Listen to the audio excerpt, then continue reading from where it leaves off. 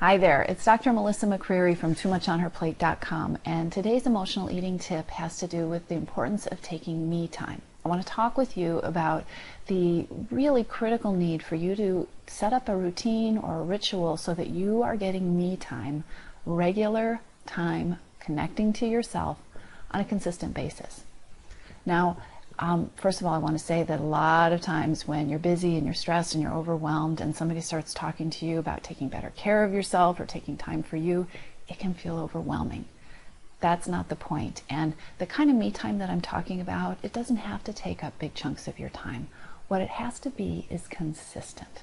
So I'm talking about thinking about how you can start to create a routine that maybe 2 or 3 minutes at a time of writing in a journal, or taking some deep breaths and just asking yourself how you're feeling and what you need, or pausing and again maybe taking deep breaths or brewing a cup of tea as you go through a transition period in your life. Maybe that time between work and dinner time, or maybe it's the hectic afternoon time leading into evening time, but figuring out how you can consistently check in with yourself.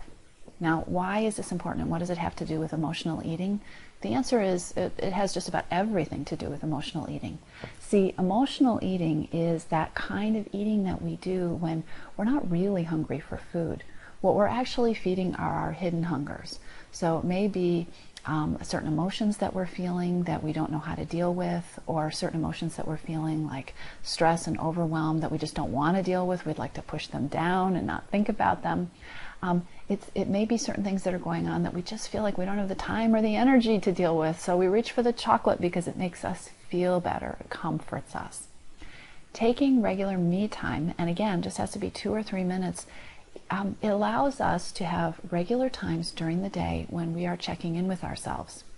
You know how busy your day can get and how you can just function on autopilot, and you can go hours before you even realize that you're hungry or that you're stressed, or whatever is going on in your head is going on.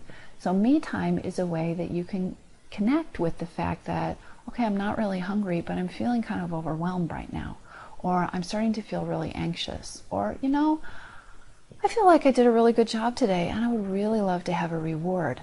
When we connect with ourselves that way, number one, we can stay on top of our stress and our overwhelm, and we can intervene before it gets too big and feels really unmanageable. But the other thing that we can do is we can be more aware of the other hungers, the other cravings we have that aren't food. We can be more aware of them, and we can be more proactive so that we're not using food as a band-aid or as a quick fix when things have gone too far down the line and we don't feel like we can do anything else. So what I'd like you to do is take a moment, pull out your schedule, and start to figure out how you can take 2, 3, 5 minutes a day just to check in, just to ask yourself, how am I doing? How am I feeling? What do I need?